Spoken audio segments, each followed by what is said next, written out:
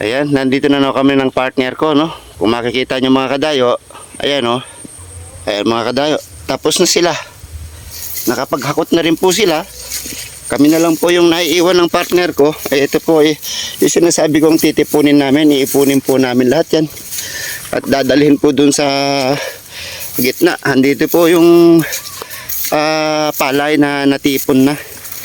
Yung galing po doon sa kabila at saka dito sa taas. Kami na lang ng partner ko ang naiwan dito. Meron pa po kaming tatapusin konti doon sa dulo. Yun na lang po naiwan namin.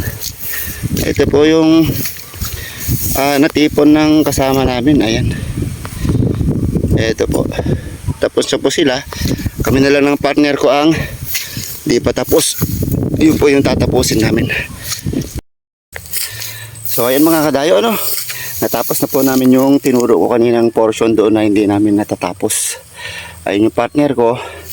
Tapos na namin. Ang isusunod po namin gawin ay ipunin ulit po itong aming nagapas, ano? Para po ilagay doon sa tambakan. Dahil dyan po pwesto yung ano. Nakikita nyo, nandun po yung tracer, ano? Ililipat po dito pag nahakot po namin lahat to. So ayan mga kadayo. Ngayon ang gagawin namin, maghahakot naman.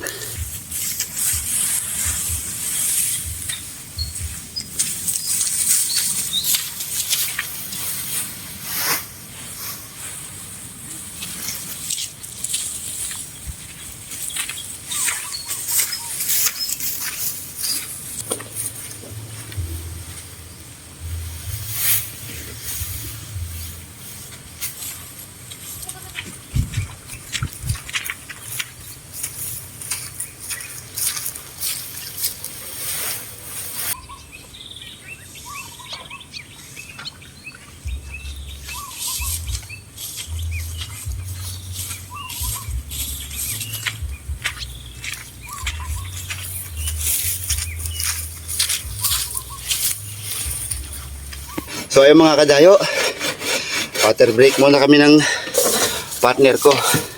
Naghahakot na po kami ngayon. Nangalahati na yung hakot namin, mamaya-maya matatapos na namin. At uuwi na kami. Yung tropa naman ang bahala sa pagte-tracer. Yung baso namin, oh, kita niyo yan. Oh. Cheers!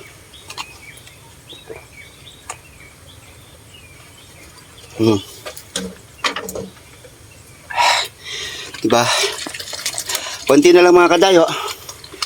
Mamaya-maya pag natipon na po namin lahat yun, uwi na rin po kami kasi patanghali na rin po, ano.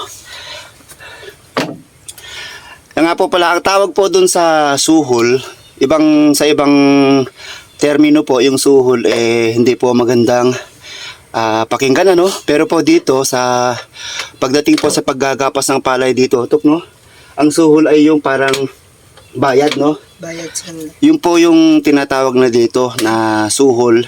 Kapag ikaw ay naggapas, may suhol ka, yung parang kabayaran ng paggagapas mo. Ano yun to? Palay din. Palay din mga kadayo ang ibabayad sa iyo pag naggapas ka dito sa amin. Pahinga lang po kami saglit at mamaya bibira na naman kami para matapos na namin. So ayun mga kadayo, tapos na namin natipon ng partner ko yung isang kahon namin. Bali ito po lahat yung aming natipon, ano, ito. Tapos yun naman sa kabila, yung aming mga kasamahan, yan naman yung kanilang nagapas. So ayun mga kadayo, maraming salamat po sa pagsama nyo dito sa bukid sa amin, sa aming paggagapas hanggang sa ma-harvest ito. At bukas kung maganda po ang panahon ay pwede na po matreser ito. Nakaabang lang po ang treser doon. Pag mainit po mamaya, tapos bukas ay pwede na po matreser ito. Hanggang sa muling video po natin mga kadayo, bye bye po, God bless po sa inyo lahat.